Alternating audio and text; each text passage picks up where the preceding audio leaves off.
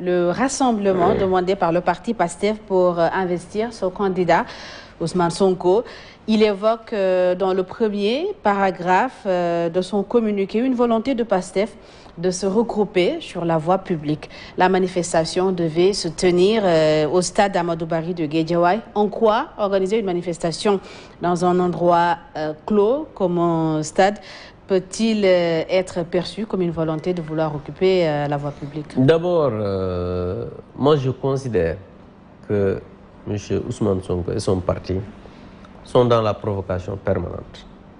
Tous les jours, ils essaient de provoquer des gens. Organiser un meeting, c'est provoquer? Mais oui, j'en viens. Je dis qu'ils sont dans la provocation permanente. Vous ne pouvez pas, par exemple, avoir quelqu'un aujourd'hui qui a été condamné. Ça, il faut le dire. Et dire que, bon voilà, on va organiser une, je sais pas, une journée d'investiture ou une investiture. Je pense que c'est la provocation, ça c'est un. Deuxièmement, le gouverneur, c'est l'autorité administrative. Et c'est eux qui peuvent évaluer les risques de troubles à l'ordre public.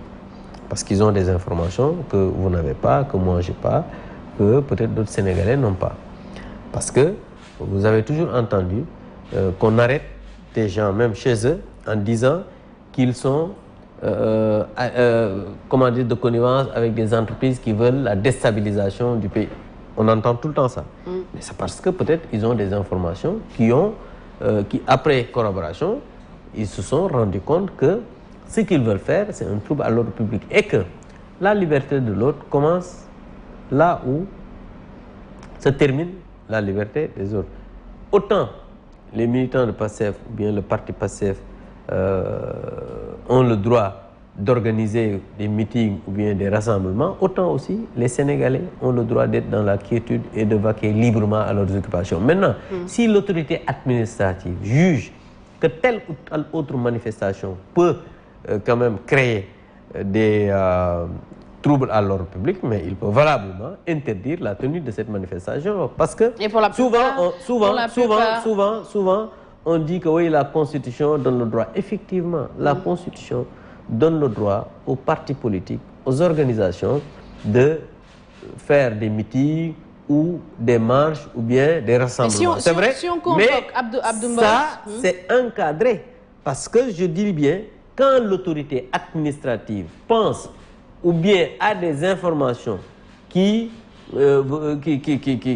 montrent qu'il y a des menaces réelles de troubles à l'ordre public, mais il peut interdire la manifestation. Est-ce que ces menaces réelles de troubles à l'ordre public, justement, se trouveraient juste du côté du PASTEF? Parce qu'on a vu, au lendemain de la déclaration du président de la République, des militants de la paire se réunir devant le palais de la République pour applaudir. Est-ce que ces menaces se trouveraient juste de l'autre côté, donc justement? Encore une fois de plus, le président de la République, ça, c'était pas des militants de la paire. La preuve, vous avez vu, ils ont des drapeaux et trucs. C'est des Sénégalais qui sont sortis spontanément pour aller, je ne sais pas, saluer le président de la République.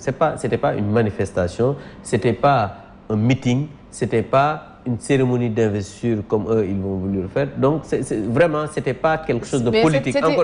C'était un regroupement dans un endroit où il est interdit d'organiser ce genre de manifestation. Si vous êtes un préfet ou un gouverneur, vous pouvez par exemple me dire pourquoi c'est... Mais en tout cas, je dis, c'est le gouverneur ou le préfet qui a jugé nécessaire qu'il y a des menaces réels de troubles à l'ordre public. Ce jour-là, comme vous l'avez dit, il y a eu des manifestants, mais il n'y avait pas de troubles à l'ordre public. Vous n'avez pas entendu de pierre, vous n'avez pas entendu des casses, ni rien. Mais à chaque fois qu'il y a des manifestations de PASTEF ou de l'opposition, vous entendez des casses de Auchan, vous entendez des voitures brûlées, vous voyez par exemple des magasins pillés. Donc je pense que ça aussi, peut-être, le gouverneur craignait cela, c'est pourquoi il a interdit des manifestations. Et je donne, moi, des faits. Je ne suis pas dans les supputations, c'est des choses qui sont là, des faits, et je pense que les Sénégalais... Alors les faits montrent également, fait pour fait, les faits montrent également des manifestations de PASTEF qui ont été organisées sans qu'il y ait... La preuve, quand... Sans que les choses ne dégénèrent. Mais c'est pourquoi, parce que en ce moment, le préfet avait toutes les garanties que ça allait s'organiser normalement. Alors, Ousmane Sonko et le PASTEF ont d'ailleurs décidé d'annuler la manifestation qui était prévue samedi. Et lors de sa déclaration ce vendredi, il dit avoir pardonné tout ce qu'il a subi comme injustice, lui et sa famille. Dans les rangs de l'APR, il a toujours été perçu comme quelqu'un de violent et de va-t-en-guerre, de rancunier. Alors, quelle appréciation faites-vous aujourd'hui de cette nouvelle posture du leader du PASTEF? Si j'ai un conseil à donner à Ousmane Sonko, c'est de demander pardon aux Sénégalais. Parce que s'il y a aujourd'hui des jeunes Sénégalais qui sont morts lors des manifestations, c'est parce que Ousmane Sonko a appelé à un mortal combat. Ousmane Sonko a dit aux Sénégalais, Koudé, sortez, résistez. Je pense que si j'ai un conseil à lui donner, c'est de demander pardon aux Sénégalais. Tout court. C'est tout ce que j'ai à lui dire. Et vous n'avez pas d'appréciation particulière par rapport à ce qu'il a dit? Absolument pas. Lui, comme je vous l'ai dit, il n'a qu'à demander pardon aux Sénégalais. C'est tout ce que j'ai à lui dire. Donc vous estimez qu'il n'a subi aucune justice, au contraire?